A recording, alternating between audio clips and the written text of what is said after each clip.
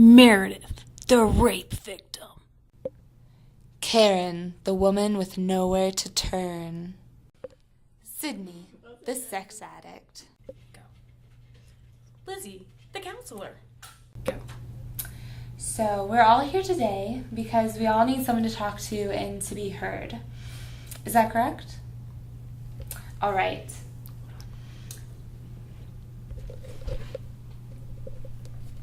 I want to remind you all that this is a safe place and we're all here to be supportive. Karen, how about we start with you? All right. Well, my boyfriend just broke up with me and I turned to a lot of alcohol and I don't really think that I have anywhere to go.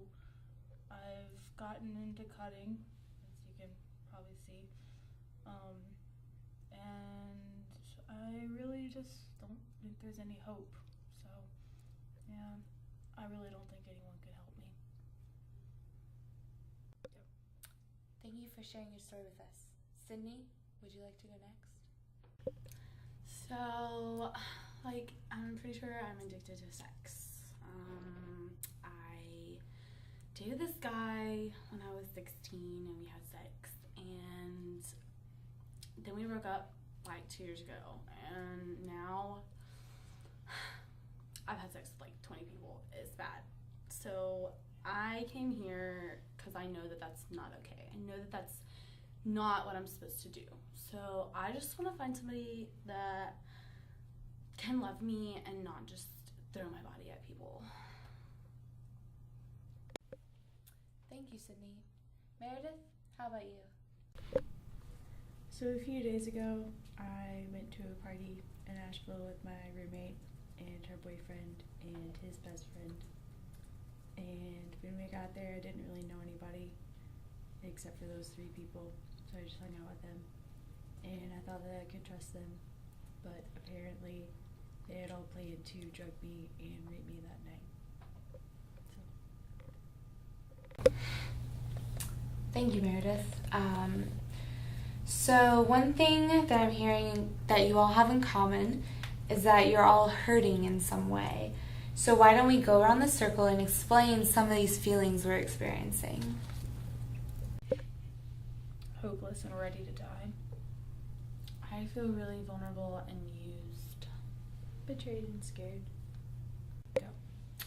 So I hear, Sydney, you feel used, and Meredith, maybe you also, by men in general. How about you guys discuss that for a second?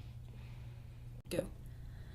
It's just really hard for me because I have just been throwing myself at these guys, and this whole time, it's just, I feel so vulnerable and I don't know what to do, but I finally realized that I can say no. And when I think about what you've been through, that's crazy to me that, you couldn't say no. You didn't have the option. That's crazy. Yeah, I never thought that I would be put into a situation where I had no control, especially when I was around my friends. But I'm glad that I met you here at counseling. Me too. Go. So now, Karen, you say you have no hope, but Sydney here has been able to find hope in a very, very serious circumstance that she's been in. Sydney, how about you explain how you were able to hold on to such hope in your circumstance? I guess it's just, I just realized that I need to value myself more. I just didn't care about me. I cared about what other people wanted from me, and I need to value who I am as a person and not what other people think of me. And you should try to do that too. I've tried it before, but it didn't really work out. But I don't know, it's inspiring to know, that you've been through a lot and you see hope through Meredith's story too. So, I've got to do something different, so I'll give it a go. So I think we made a lot of progress here tonight, and I'm really thankful that you all came out here, and I hope to see you all next week, the same place, for a little bit more hope and inspiration for us all.